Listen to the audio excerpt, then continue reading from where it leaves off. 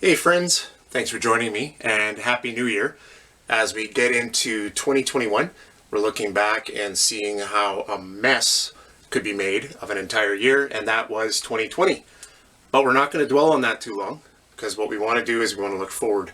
And the best thing that you can do is reflect back on a year that you just had and say, what happened? Regardless of the circumstances, you were in control of a lot that went on in your life. Now, I say that with the best of intentions, of course, because I get to coach and consult a lot of people and a number of organizations in helping them gain clarity and developing a vision for what they want to see happen going forward.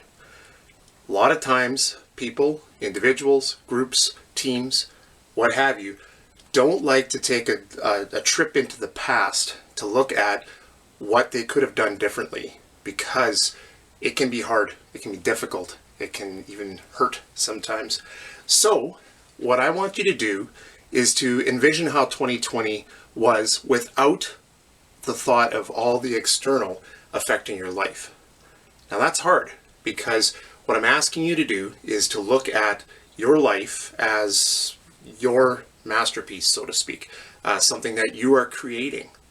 For many of us, when we look at the past as just having happened to us, as affecting us in a way that was out of our hands, and there is a lot of that happens, when we go there, we end up having it that we give away a lot of our life.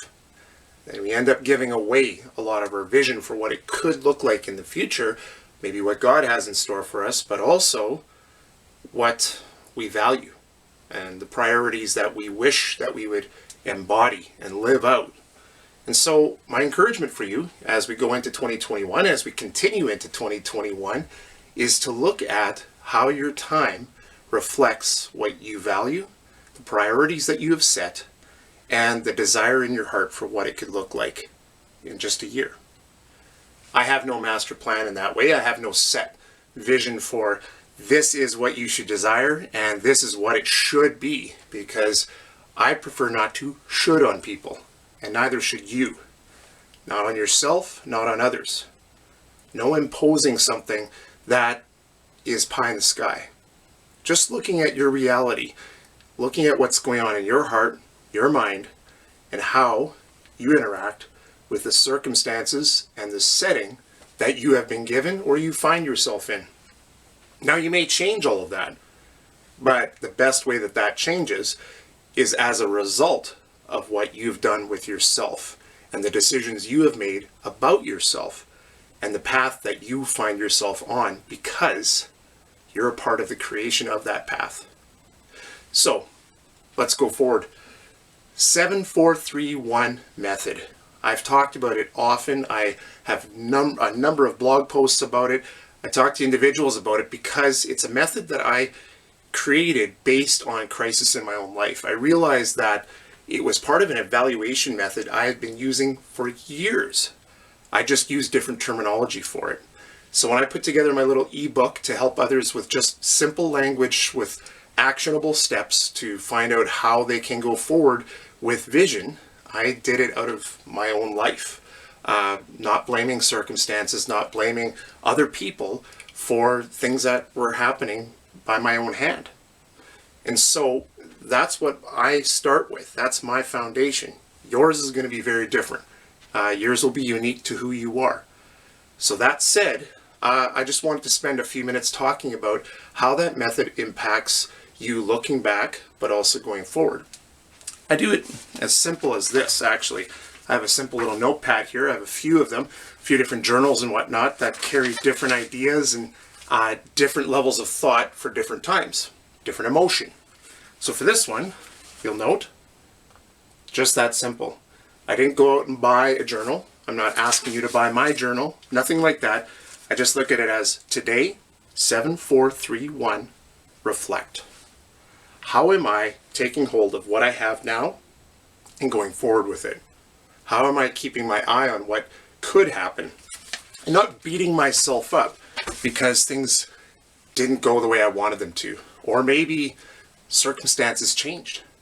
COVID-19 is a great example of that.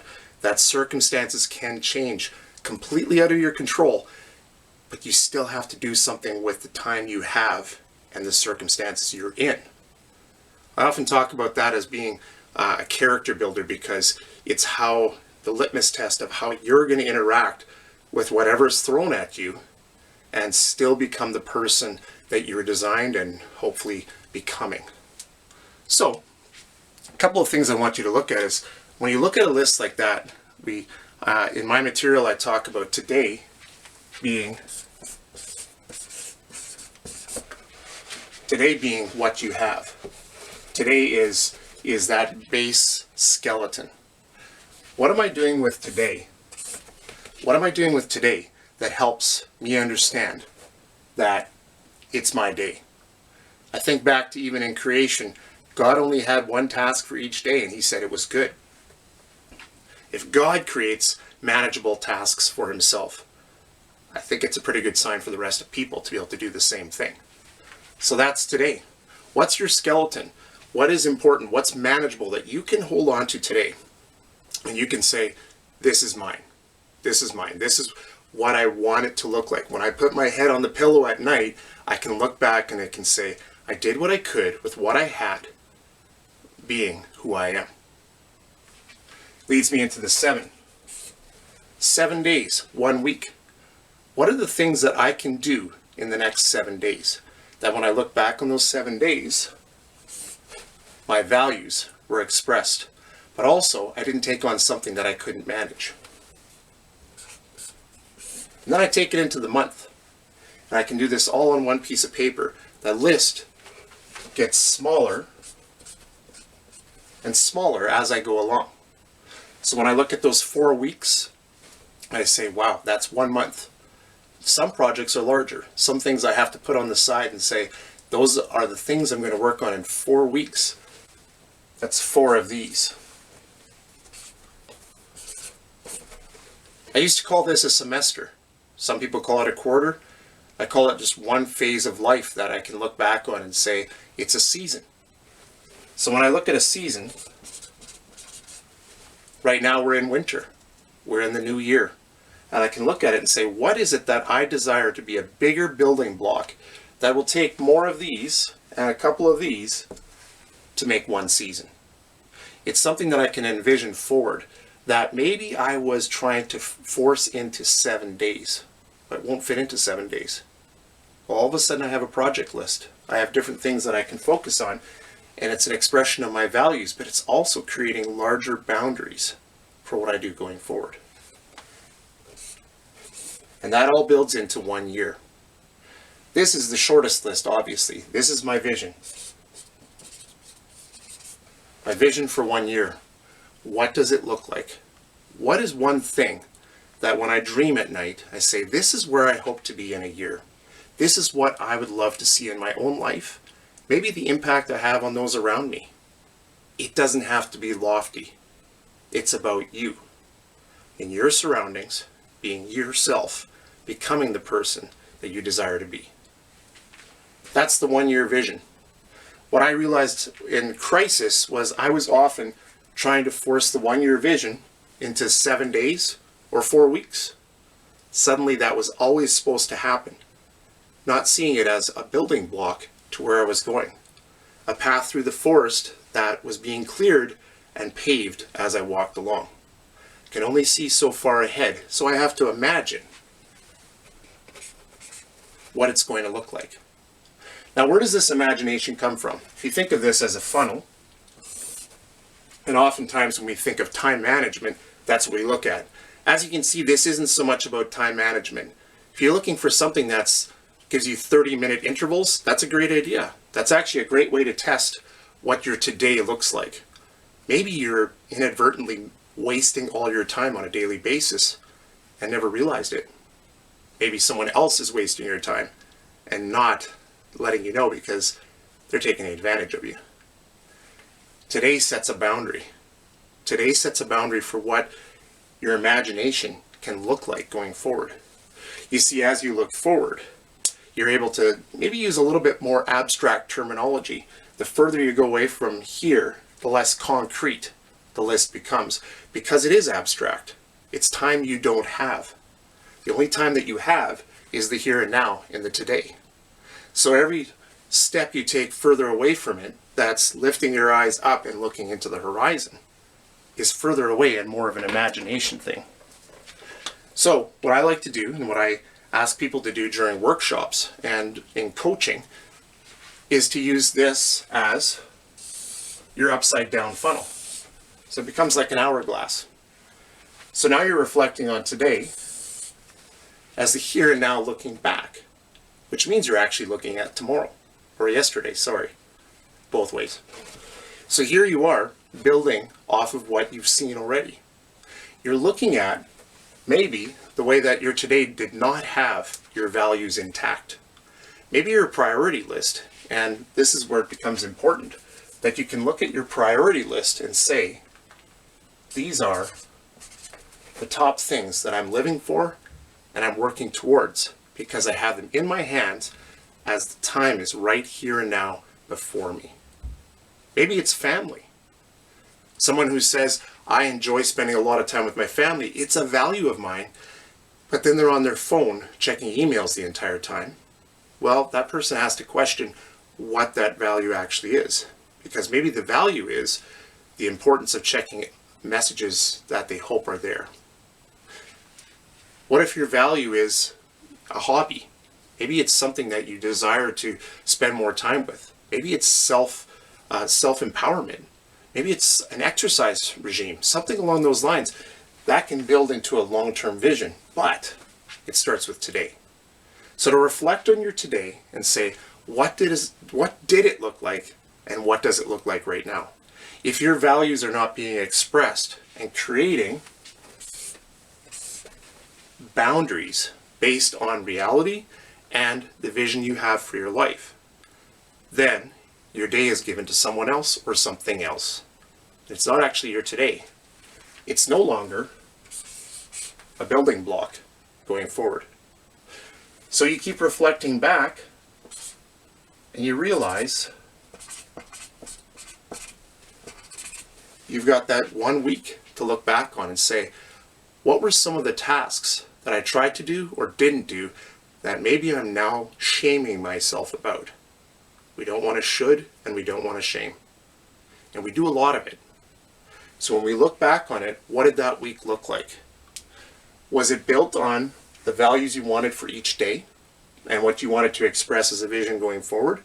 Or was it a week filled with mishap, lost time, lost conversations, lost relationships, and missing the goal?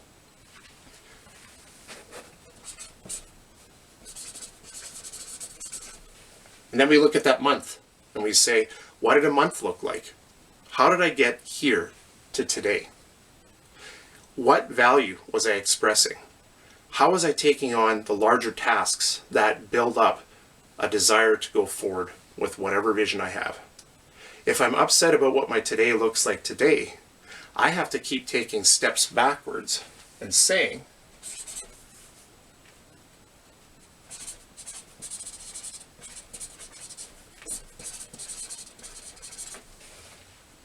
what season have I created? Because maybe that's a part of it, that you have actually created a season that you don't want to be in. These are bigger building blocks. This is more abstract thought. And it can get very difficult to see past each one.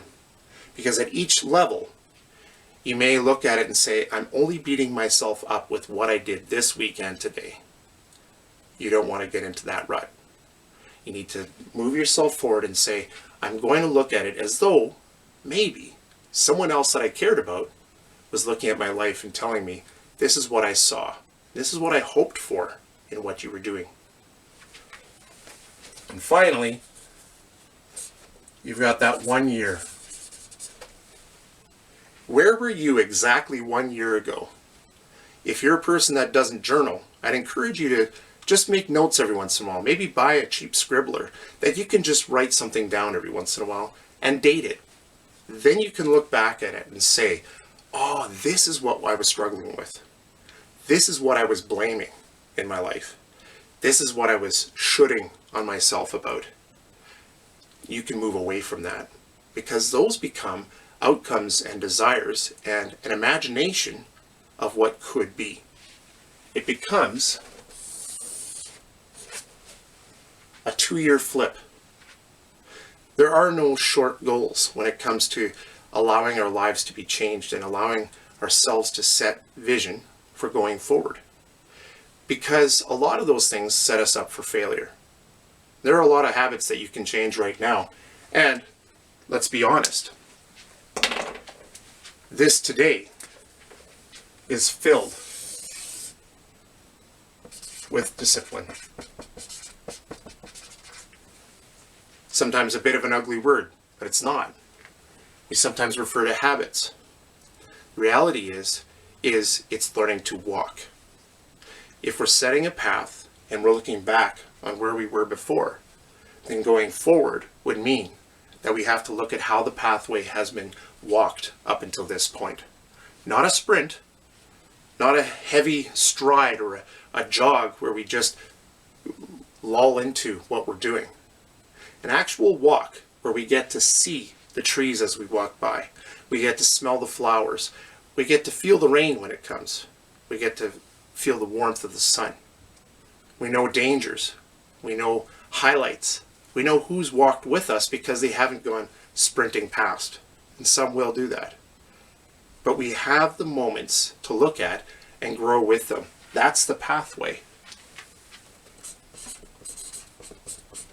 Ultimately, when I talk about living with vision and beginning to articulate that for yourself, it's a personal decision, but it's building a path. It's giving a walkway, a space that you can even highlight and show to others if need be. As a dad, I do that often. I just shared some stories at the dinner table with my son, looking back and saying, this was a crisis. This was a hard time. This was a today that I gave to someone else and allowed to happen, but I learned from it. And it took reflecting back. What happened leading up to it? What was the vision that wasn't my vision? And then I can go forward and I can say, what will my year look like? What am I striving for? The values that I will embody, the things that I will hold to, the smaller steps I can take that lead into bigger things. That's what I want to leave you with as we continue on into 2021. And I hope that you lead with vision and you grow with vision. Again, not just time management, it's vision management. And even more so, it's vision imagination. It's the ability to see beyond the horizon, because you have to imagine it and what it will look like based on what you have and what you're going to use going forward. I encourage you to keep on the journey, to ask people to help, to walk with others, to write things down, reflect, but don't beat yourself up about it. Grow with it. You can find me at leadfreely.ca, and the information is in the description. Take care, my friends, and Happy New Year.